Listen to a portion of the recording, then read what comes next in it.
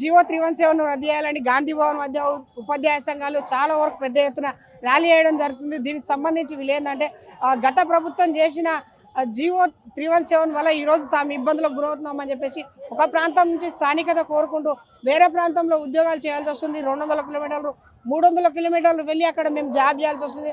దీనివల్ల మా ఫ్యామిలీకైనా మా పిల్లల భవిష్యత్తుకైనా ఇబ్బంది పడుతున్న పరిస్థితి ఇప్పుడు మనం చూస్తున్నాం అని చెప్పేసి ఈరోజు పెద్ద ఎత్తున దాన్ని రద్దు చేయాలనే ఉద్దేశంతో ఇక్కడ గాంధీ భవన్ ముందు పెద్ద ఎత్తున ధర్నా చేయడం జరుగుతుంది. ఒకసారి కొంతమంది ఉన్నారు, వాళ్ళతో మాట్లాడదాం. సార్ ఎక్కడ సార్ ఏరియా సార్? నేను భావనది లక్ష్మణ్ సార్. నేను డిప్యూటీ తహసీల్దార్ సార్, భద్రాద్రి కొత్తగూడెం సార్. నేను జోన్లో నన్ను డ్యూటీగా అలాట్ చేసి భద్రాద్రి కొత్త మన ఇది జోన్ జనగాం 5th జోన్లో అలాట్ చేసి సార్ జనగాము. అక్కడ నుంచి మ్యూచువల్ ట్రాన్స్ఫర్ కింద పోతే సార్ నేను గత 10-15 సంవత్సరాల నుంచి సీనియర్ అసిస్టెంట్ చేసుకుంటూ సార్ నేను డ్యూటీ ప్రమోషన్లో నేను జోన్ అలాట్ చేస్తే తీసుకెళ్ళి మళ్ళీ సీనియర్ అసిస్టెంట్ క్యాడర్లో కింద కూర్చోబెట్టి లాస్ట్ సార్. దానివల్ల చాలా సీనియారిటీని కోల్పోతున్నాను సార్. ఏం డిమాండ్ చేస్తారు సార్? గతంలో ఉన్న పీసీసీ మీకు ఎలాంటి అధికారాలు ఇచ్చారు సార్? పాత గవర్నమెంట్ వల్ల ఈ 317 జీవో తీసుకోవడం వల్ల చాలా లాస్ అయినాం సార్. అన్ని విధాలు భార్య పిల్లలను కూడా దూరంగా ఉంటున్నాం సార్. భార్య పిల్లలతోటి అన్ని విధాలు లాస్ అయి ఉన్నాం సార్. దాన్ని బట్టి ఎందుకంటే మా పాత ఉమ్మడి జిల్లాల ప్రకారం చేయాలని సీనాటిని ఫిక్స్ చేయాలని కోరుకుంటున్నాం సార్. మీరు ఇప్పుడు ర్యాలీ చేస్తారు కదా సార్, మీరు మెయిన్ డిమాండ్స్ ఏంటి సార్? ఇక్కడ 317 రద్దు చేయాలని సార్. గత ప్రభుత్వం తీసుకొచ్చిన 370ని రద్దు చేయాలి, స్థానికతను పరిగణలోకి తీసుకోవాలి.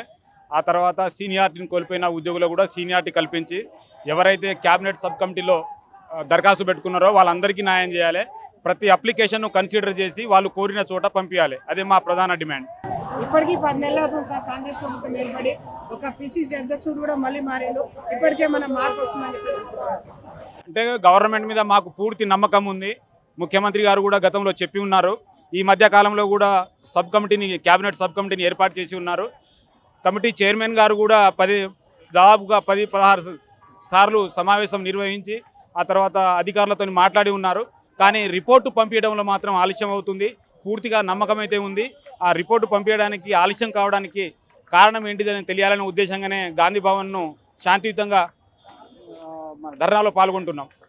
నమ్మకం ఆఫీస్లో కాకుండా ఎలాంటి ఇబ్బందులు ఫేస్ చేస్తుంటారు సార్? ఈ 317 జీవో వల్ల మీకు ఎలాంటి నష్టం కలుగుతుంది? సుమారుగా తను పుట్టి పెరిగిన ప్లేస్ నుండి 100 కిలోమీటర్లు, 50 కిలోమీటర్లు, 60 కిలోమీటర్ల దూరం, 200 కిలోమీటర్ల దూరంలో కూడా ప్రయాణం చేయవలసి వస్తుంది.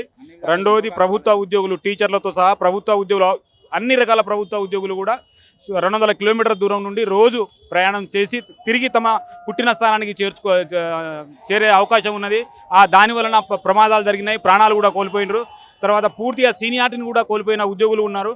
జూనియర్లు సీనియర్లు అయినారు, సీనియర్లు జూనియర్ అయినారు. కాబట్టి 317 జీవోను తక్షణమే రద్దు చేసి క్యాబినెట్ సబ్ కమిటీ ఏర్పాటు చేసిన పోర్టల్లో దరఖాస్తు పెట్టుకున్న వాళ్ళందరినీ కన్సిడర్ చేసి వారు కోరిన చోట వాళ్ళని పంపాలని చెప్పేసి మా ప్రధానమైన డిమాండ్.